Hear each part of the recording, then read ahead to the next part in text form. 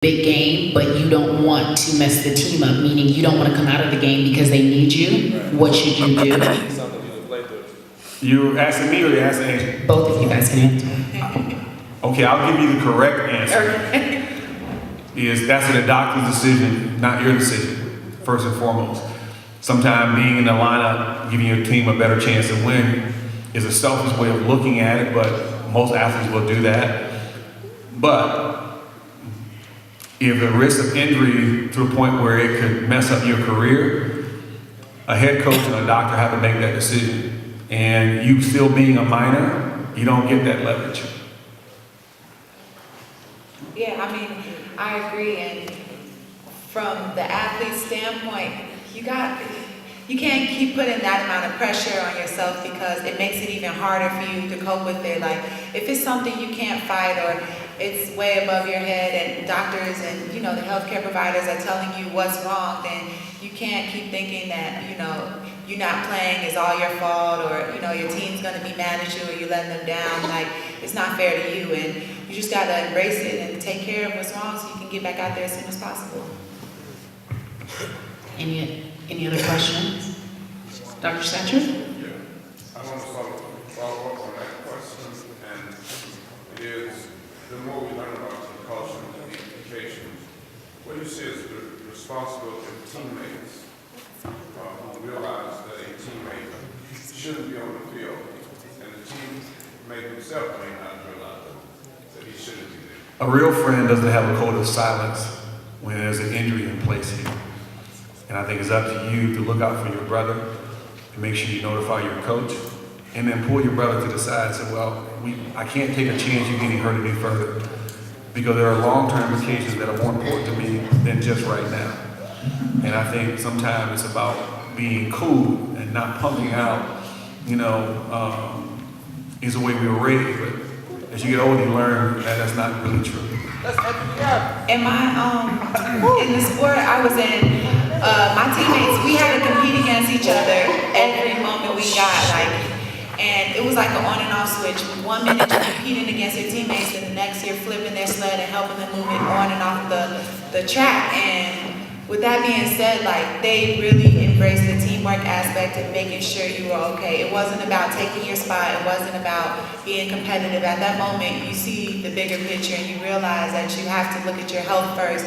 And sometimes it takes a teammate to show you that, okay, you need to slow it down and really make sure you're okay first before you keep doing this.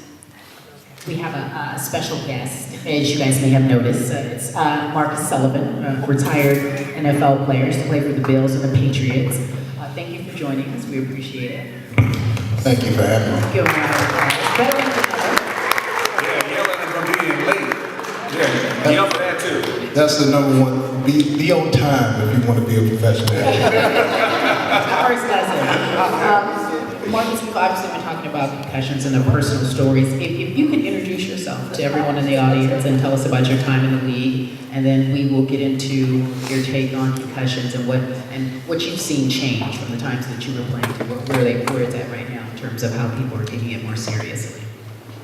Okay, sure. Well, again, thank you for having me. I'm originally from the west side of Chicago, and got an opportunity to play the game of football starting at age of 14. I didn't play when I was younger. Played basketball up until the age of 14. I pretty much grew out of a small forward position. Yeah. And coach told me I need to put on these football pants, so I did. So had an opportunity to play at Fenwick High School. I was All-American there. Sorry. Let's be respectful. And I had an opportunity to be recruited to the University of Illinois and played there, was two-time All-Big Ten and All-American tackle there, and continued my career with the Buffalo Bills, was a 5th round draft choice, and played 3 years there, played the Giants and then played with the Patriots, and I retired from professional football in 07. Okay, so obviously, if I were to ask you right now how many concussions you had in your career, what would be your first response? The first thing you thought of when I asked that question? How many concussions? The answer would be, I don't know. That's how many you've had. And, How many diagnosed? I tell you what, when, playing offensive line, I do remember being taught to lead with your head. So essentially you're taught to lead with your head. You're taught that your helmet is your third hand. So I can distinctly remember being told that, playing professional sports, playing college sports. So have you played through with the concussion? Yeah, I mean, back in the day, they were called stingers, they were called, headaches, so now they're called concussions. So I'd say I have several dozen. What is the responsibility, and Dr. Satcher just asked that question, what would be the responsibility if you're in the locker room and you know your teammate is not feeling 100%, perhaps has a concussion, but he's still going to go back out and prepare to play? Was that just the silent protocol?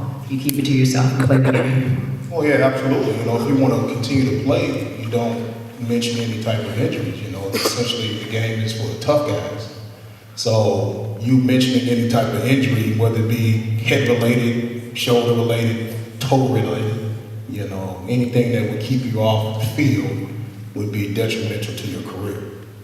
So how do we take that mentality and change it in terms of youth safety? How do we tell parents to make sure they tell their children it's okay to say you're hurt so that you can obviously prolong your career?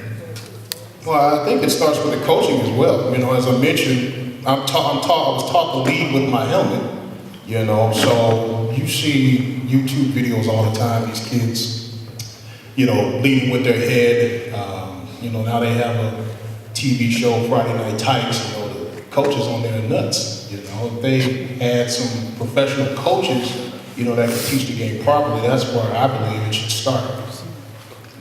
That's a good point. You guys agree with that? It's with the coaching, is it not? Dennis? Train coaches. Yeah. Fundamentally train your kids properly at a young age is important. That never used to be the case. But how can public schools or certain Pop Warner leagues afford a coach that would know to train well? Are they sometimes just parents trying to help out and do their best? Where do you find the coaches that are trained well to train the kids? Oh, believe me, they're out there. And sometimes the coaches say, well, I'm not going to do anything unless I get paid. But if it was your kid that you were coaching, you wouldn't ask for any money. If you love the game the way you say you do, you don't mind teaching kids. But at the same time, I think training you to be able to teach means that you have to know what you're talking about. Kids will listen to you, they don't ask questions. They do whatever you tell them to do. But as a parent or as a coach, I want to make sure they're probably getting the right information to make them better to protect themselves. And we need to do a lot more of that. Yeah, I agree. I mean, with a lot of high school programs or anything like that, you get a lot of parents that participated in that sport growing up, and so it's what they learned, the knowledge that was instilled in them, and then they're just passing it right on down. And it's tough because it doesn't necessarily mean it was the right information or, they learned the most efficient or safe way to do these sports. So it gets sticky when you start thinking about all the training and knowledge they really had. And as the athlete, you don't take that into account. You just do what they say. So it does fall more on the parents and the actual coaches to make sure that they know what they're talking about.